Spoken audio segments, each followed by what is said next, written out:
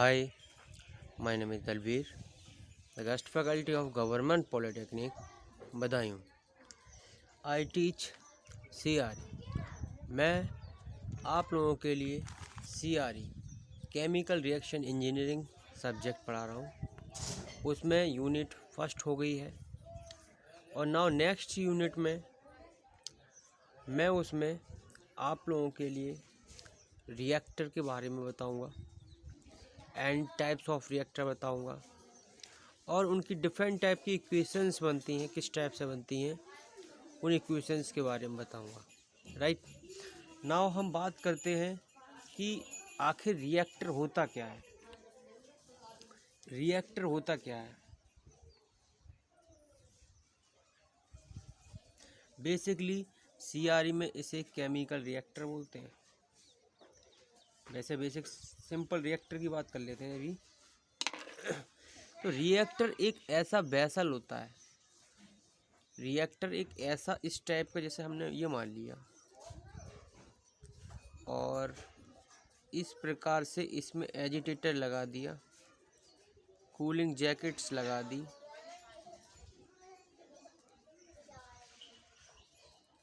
तो ये प्रकार का एक हम कह सकते हैं इट इज़ अ वेसल। एक वेसल है इन विच जिसमें द केमिकल रिएक्शन अखर, केमिकल रिएक्शन होती हैं, घटित होती हैं और प्रोडक्ट हमारा बनता है। जैसे मैंने इसमें A+B रिएक्टेंट डाले और मुझे प्रोडक्ट मिल गया, और इसके अंदर क्या हुआ मुझे नहीं पता, A+B रिएक्शन हुई और डायरेक्ट मुझे प्रोडक्ट मिल गया। राइट, तो एक ऐसा केमिकल वेसल, यानी कि इस प्रकार का जो वेसल जिसके अंतर्गत केमिकल रिएक्शन हो उसे रिएक्टर बोलते हैं, और सीआरई में इसे केमिकल रिएक्टर कहते हैं। क्या कहते हैं? केमिकल रिएक्टर कहते हैं। देख लेते हैं बेसिक इसकी डेफिनेशन। नाउ केमिकल रिएक्टर की डेफिनेशन क्या हो सकती है? तो एक केमिकल रिएक्टर मैंने अभी आपको बताया वेसल है, इसमें दो या दो से अधिक सब्सटेंस या एलिमेंट्स रिएक्ट करते हैं केमिकली एक दूसरे से, केमिकल रिएक्टर। ठीक है, राइट। इस प्रकार से आप लोगों के लिए समझ में आ गया होगा कि reactor, what is a reactor, reactor होता क्या है। और एक चीज़ और बता देता हूँ, जो जितनी भी केमिकल प्रोसेस इंडस्ट्रीज़ हैं, जो आपका केमिकल रिएक्टर होता है, इट इज़ अ हार्ट। जिस प्रकार से हमारे शरीर में हार्ट काम करता है, हृदय काम करता है, उसी प्रकार से हमारी केमिकल इंडस्ट्रीज में जो आपका केमिकल रिएक्टर होता है वो एक हार्ट का काम करता है। So the chemical reactor may be thought, so chemical reactor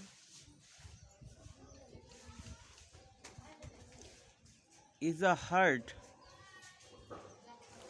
of chemical industry.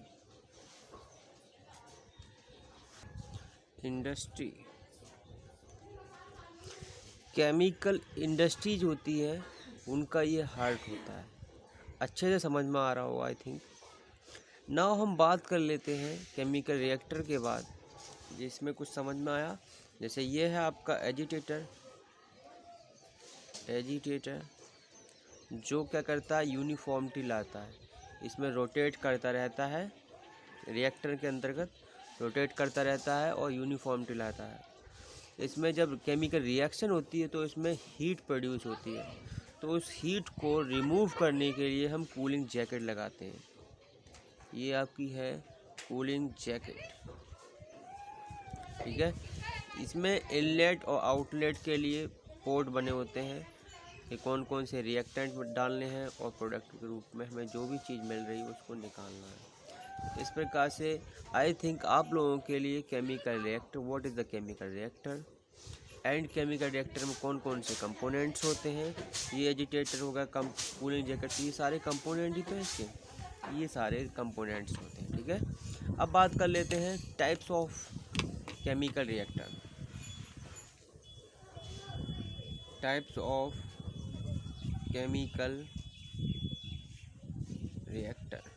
मैं आप लोगों के लिए इसकी बेसिक नॉलेज दे रहा हूँ, लेकिन जो आपका अभी नया एग्ज़ाम पैटर्न आया है उसमें ऑनलाइन बेस्ड क्वेश्चन पेपर होगा, लेकिन जब आपके लिए उसके बारे में कुछ पता ही नहीं होगा तो ऑब्जेक्टिव कैसे सॉल्व कर पाओगे। मैं ज़्यादा लिखाऊंगा नहीं, पॉइंट वाइज लिखाऊंगा, that is most important exam point of view से, right. Exam point of view से बहुत ही मोस्ट इम्पोर्टेंट पॉइंट्स होंगे वो, ठीक है, सभी रिएक्टरों के बारे में मैं ज़्यादा नहीं लिखाऊंगा, राइट। नेक्स्ट देखते हैं टाइप्स ऑफ रिएक्टर। तो types of reactor basically there are the different types of chemical reactors, लेकिन हम ओनली यहाँ पर 3 या 4 के बारे में हम बात करेंगे। नंबर 1 देख लेते हैं हम, batch reactor. What is the batch reactor and batch reactor क्या होता है। दूसरा देख लेते हैं semi batch reactor. Semi batch reactor एक होता है 3 कंटिन्यूअस रिएक्टर।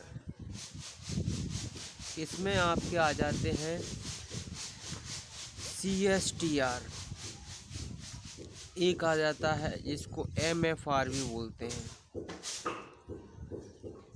CSTR को आगे चल के मैं इसकी फुल फॉर्म बताता हूँ, चलो देख लो। तो अभी CSTR की continuous stirred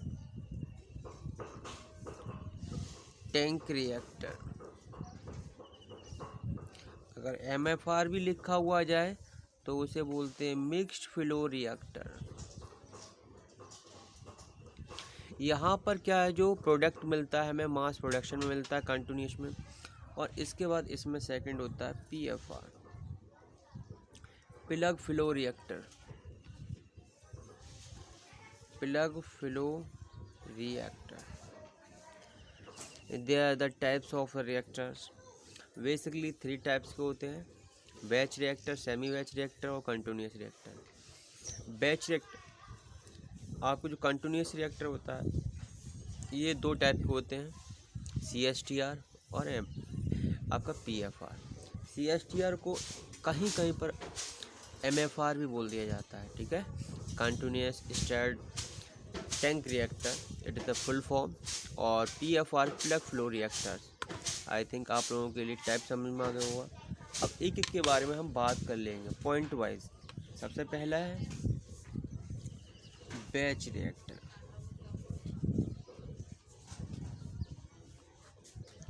now batch reactor की बात कर लेते हैं। बैच रिएक्टर में क्या होता है, it is a small scale production, it is a use for small scale production. ये नंबर 1 स्मॉल स्केल प्रोडक्शन में यूज होते हैं। कैसे में, स्मॉल स्केल प्रोडक्शन में यूज होते हैं, used in small scale production, right. ये स्मॉल स्केल प्रोडक्शन में। और दूसरी चीज़, डिफरेंट टाइप के हमें प्रोडक्शन चाहिए तो वहाँ पर चाहिए, यानी बहुत जल्दी जल्दी हमें डिफरेंट टाइप के प्रोडक्शन चाहिए तो वहाँ पर ही batch reactor, different type production, different type of production in minimum time, in minimum time, तो वहाँ पर भी बैच रिएक्टर प्रयोग करते हैं। अब इसकी खासियत बात क्या है ना, ये जो आपके बैच रिएक्टर होते हैं इनमें फीड को एक बार में दे दिया जाता है। जैसे A मैंने कोई फीड है, B कोई रिएक्टेंट है, जैसे रिएक्टेंट आपके A है और B है, ये मैंने एक बार में उस रिएक्शन वेसल में डाल देता हूँ, उस रिएक्टर के अंतर्गत डाल देता हूँ। उसके बाद मैं कोई फीड ना देता हूँ, कुछ भी नहीं करता हूँ, और जब तक एजिटेट करता रहता हूँ जब तक कि प्रोडक्ट मुझे नहीं मिल जाता। उसके बाद मैं प्रोडक्ट को निकाल लेता हूँ, फिर इसे क्लीन करता हूँ, फिर उसमें दोबारा रिएक्टेंट डालता हूँ, ठीक है। अब मुझे दूसरे टाइप का कोई रिएक्टर प्रोडक्शन चाहिए तो मैं उस दूसरे टाइप के मटेरियल को डालता हूँ, फिर मुझे प्रोडक्शन मिलता है। इस प्रकार से इसमें डिफरेंट टाइप के प्रोडक्ट मिल जाते हैं। बैच रिएक्टर में खास एक बात है, एक बार फीड दी जाती है, उसके बाद में बीच बीच में फीड कोई नहीं दी जाती है, और जब तक कि हमें प्रोडक्ट नहीं मिल जाता। दूसरी बात, इट ऑपरेट, जो मेन पॉइंट है, ये अनस्टेडी स्टेट कंडीशन पर वर्क करते हैं। मैंने आपको आई थिंक जब स्टार्टिंग में किसी भी आप पॉइंट ऑफ व्यू से पढ़ेंगे, जो प्रॉपर्टीज होती हैं वो दो बेस पर काम करती है, अनस्टेडी स्टेट और स्टेडी स्टेट। कैसा? स्टेडी स्टेट और एक होता है अनस्टेडी स्टेट। ये दो प्रॉपर्टीज होती हैं, शॉर्ट में बता देता हूँ यहीं पर। स्टेडी स्टेट वो कंडीशन होती है जिस कंडीशन में जैसे वेलोसिटी या फिर बहुत सारे प्रेशर या डिफरेंट टाइप की वेरिएबल्स वो टाइम के रेस्पेक्ट में क्या होते हैं, चेंज नहीं होते हैं। जैसे डी वी बटे D T is equal to 0, that mean steady state पर। तो ये क्या हो जाता है, डी वी इजिकल टू 0, तो v आपका कांस्टेंट, तो ये क्या होता है, b कांस्टेंट हो गया यहाँ पर। अगर आप इसका इंटीग्रेशन करेंगे तो b कांस्टेंट हो गया, that is the steady state, इसमें कांस्टेंट रहता है। अब अनस्टेडी स्टेट में क्या होता है, टाइम के रेस्पेक्ट में वो चेंज होता रहता है, ठीक है। तो अब इसमें ये जो वर्क करता है बैच रिएक्टर, कौन सी किस स्टेडी स्टेट में काम करता है, अनस्टेडी स्टेट में। ये है अनस्टेडी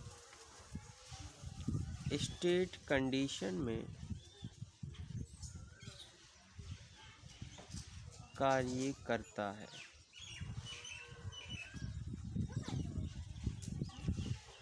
और दूसरी चीज़, इस जो बैच रिएक्टर होता है उसमें जो प्रोडक्ट मिलता है पूरा यूनिफॉर्म मिलता है।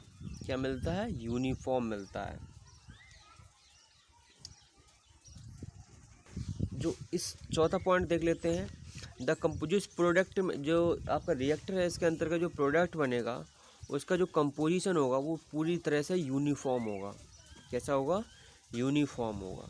ये आपके ऑब्जेक्टिव पॉइंट वाइज से मैं लिखा रहा हूँ ताकि आपको कोई भी डिफ़िकल्टी ना हो। बैच रिएक्टर से रिलेटेड जितने भी क्वेश्चन आए आप इस तरह से मैं लिखा रहा हूँ कि आप इजीली वे में उसको जितने भी ऑप्शन होंगे उसमें पढ़ लो इजीली, ठीक है। तो आपको इस तरह से आपका जो बैच रिएक्टर होता है इसमें एक बार फिलिंग की जाती है और जब तक निकाला नहीं जाता जब तक कि प्रोडक्ट नहीं हो जाता है, ठीक है। इस तरह से अच्छे से समझ लेना। अब इसके व्हाट इज़ द एडवांटेज क्या होते हैं, डिसएडवांटेज क्या है, ये आई थिंक आप लोगों के लिए बैच रिएक्टर समझ में आ गया होगा। बैच रिएक्टर वह रिएक्टर होता है, बैच रिएक्टर और दोज रिएक्टर इनमें जिसमें जो आपके फीड होता है वो एक बार दे दी जाती है, स्टार्टिंग में ही दे दी जाती है और उसके बाद में उसको कुछ टाइम के लिए रिएक्शन होने के लिए छोड़ दिया जाता है। जब उसमें रिएक्शन पूरी हो जाती है तो आपके लिए प्रोडक्ट मिल दिया जाता है और फिर प्रोडक्ट को निकाल देते हैं, ठीक है। इस तरह से आपका बैच रिएक्टर वर्क करता है।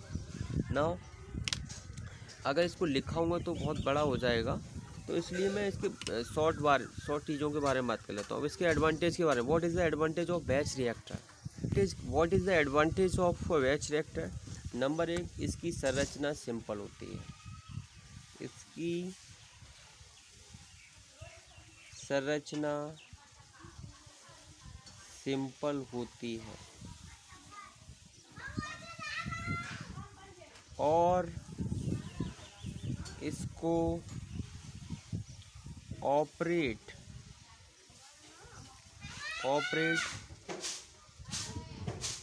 करना भी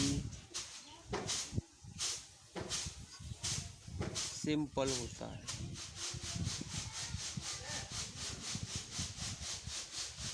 दूसरी चीज़, ये क्या होती है, अपने डिफरेंट टाइप के प्रोडक्ट बनाने के लिए फ्लेक्सिबिलिटी बहुत होती है। हम जब चाहें तो इसमें फ्लेक्सिबल कर सकते हैं और किसी भी ऑपरेशन को डिफरेंट चेंज कर सकते हैं। तो इट हैज़ फ्लेक्सिबिलिटी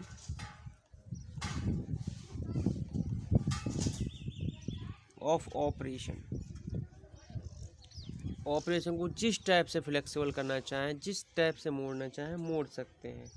और दूसरी चीज़ जो आपका बैच रिएक्टर है, इसके अंतर्गत जो कन्वर्जन होता है वो बहुत ही अच्छा होता है, हायर होता है। इसमें उच्च कन्वर्जन प्राप्त होता है, राइट। अब इसके disadvantage, what is the disadvantage देख लेते हैं।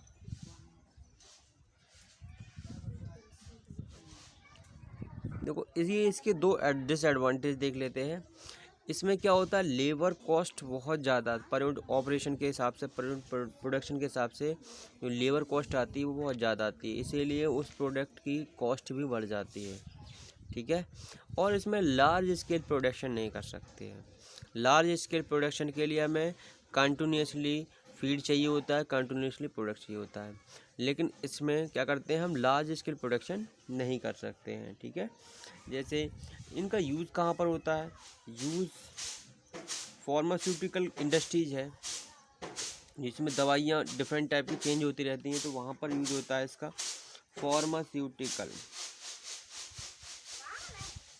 फार्मास्यूटिकल इंडस्ट्रीज है। और आपकी जो डाइज बनती हैं, जैसे अभी इस कलर की डाई बन रही है, सेकंड उस अदर कलर की डाई बन रही है, तो वहाँ पर आपकी जो इतनी फार्मास्यूटिकल इंडस्ट्रीज है वहाँ पर इसका यूज होता है बैच रिएक्टर का। और आपकी डाई इंडस्ट्रीज में भी आपका बैच रिएक्टर का प्रयोग होता है। इस प्रकार से बैच रिएक्टर पूरा हो जाता है। नाउ हम नेक्स्ट बात कर लेते हैं semi batch reactor. What is semi batch reactor? Now semi batch reactor में क्या होता है, semi batch reactor those reactor in which जिसमें एक रिएक्टेंट, मैंने आपको बताया व्हाट रिएक्टेंट क्या होते हैं जो रिएक्शन में भाग लेते हैं, ठीक है। तो आपके रिएक्टेंट हैं कौन कौन से हैं, एक तो ए है और दूसरा बी है। अब मैंने क्या किया, ए रिएक्टेंट है उसको मैंने रिएक्टर के अंतर्गत डाल दिया पहले से ही। अब बी जो रिएक्टेंट है उसको मैंने ऊपर से हल्के हल्के गिरा रहा हूँ। इस प्रकार आपस में रिएक्शन हो रही है और मुझे प्रोडक्ट मिल रहा है।